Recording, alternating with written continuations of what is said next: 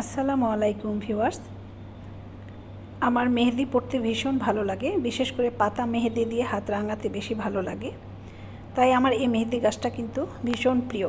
তো আমার এই মেহেদি গাছটা কিন্তু আমি পেয়েছি বংশীয়ভাবে। এখন আপুরা বলতে পারে যে গাছ আবার বংশীয়ভাবে কিভাবে পাওয়া যায়। তো আমি কিভাবে পেয়েছি সেই ইতিহাসটাই আপুদের সাথে আজকে শেয়ার করব। আমার শ্বশুরবাড়িতে আসলে একটা বিশাল মেহেদি গাছ ছিল। আর অনেকেই ওই মেহেদিওয়ালা বাড়ি বলে আমার ওই শ্বশুরবাড়ি চিনত। এমনকি রিকশাওয়ালারাও জানতো যে সেইখানে গেলে একটা মেহেদি গাছ আছে, সেই বাড়িটাই হচ্ছে মানে ওই আমার শ্বশুরবাড়িকে চিনত সবাই মেহেদিওয়ালা বাড়ি বলে।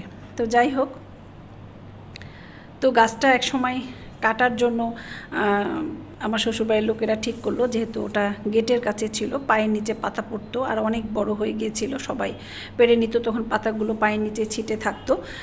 তো কাটার জন্য যখন ঠিক করলো, তো সেই সময় অনেক বীজ হয়েছিল গাছটাতে। তো আমি ঠিক করলাম সেই বীজগুলো দিয়ে আমি আমার বাসার আর ছাদে আমি টবে গাছগুলো লাগাবো, বীজগুলো ছিটিয়ে দেব।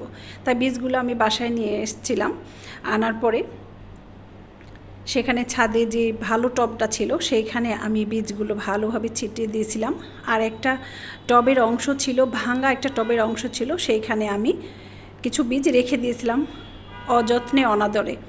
তো অনাদরে বেড়ে ওঠা জিনিসে অনেক সময় অনেক উপকারে লাগে, আর যাদেরকে যত্ন করে বড় করা হয় তারাই দেখা যাচ্ছে কোনো উপকারে আসে না। তো আমার এই গাছের ক্ষেত্রে সেটা হয়েছিল।